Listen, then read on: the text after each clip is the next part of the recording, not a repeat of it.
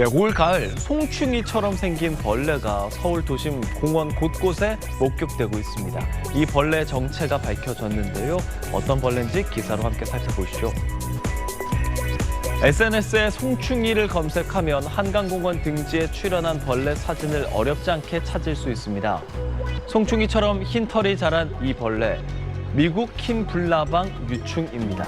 올 가을 특히 눈에 많이 띄는데요. 그 이유는 올해 가을철 온도가 예년보다 1도에서 2도 올라가는 등 고온다습한 날씨가 이어지면서 개체 수가 증가한 것으로 전문가들은 추정하고 있습니다.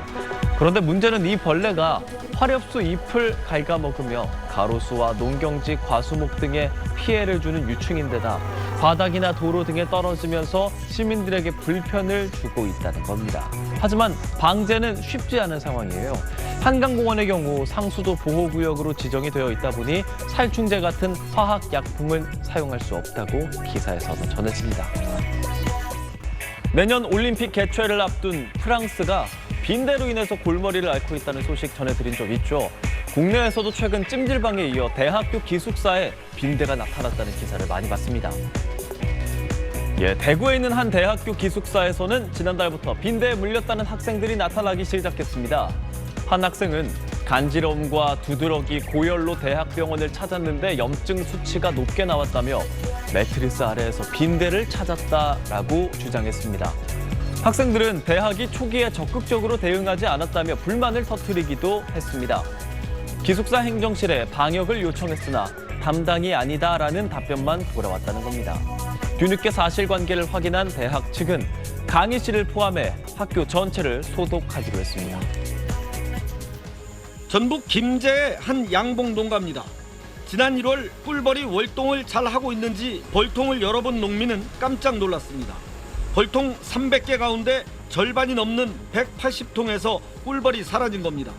꿀벌의 치명적인 응애와 따뜻해진 겨울탓. 다행히 지금은 꿀벌 수가 거의 회복됐지만 올 겨울이 또 걱정입니다. 응애를 확실히 잡아야지 확실히 못 잡으면 벌은 폐사당합니다. 진드기 일종인 응애는 꿀벌 유충과 성충의 기생에 체액을 빨아먹고 병원성 바이러스도 옮깁니다. 꿀벌 집단 폐사의 주 원인이 응애로 밝혀지면서 농업과학원은 지난 2월부터 응애 밀도 조사에 착수했습니다. 설탕을 넣은 통 안에 꿀벌 100마리를 넣고 흔들자 벌에 붙어있던 응애가 떨어져 나옵니다. 매주 1회씩 이렇게 조사를 해보니 5월 24일과 31일에 응애 발생 밀도가 각각 26.1과 29%로 가장 높게 나타났습니다. 2008년 양봉 학회지에 발표된 논문에선 8월과 9월에 응애가 가장 많이 발생했는데 집단 발생 시기가 2달가량 빨라진 겁니다. 응애가 조기에 발생하니까 6월에 방제를 좀 더 집중적으로 관리하시고 사양 관리도 좀 철저히 하시면 이제 응애 피해를 좀 줄일 수 있을 것으로 보입니다.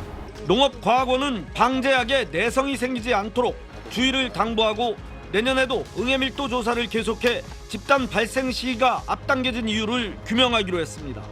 SBS 이용식입니다.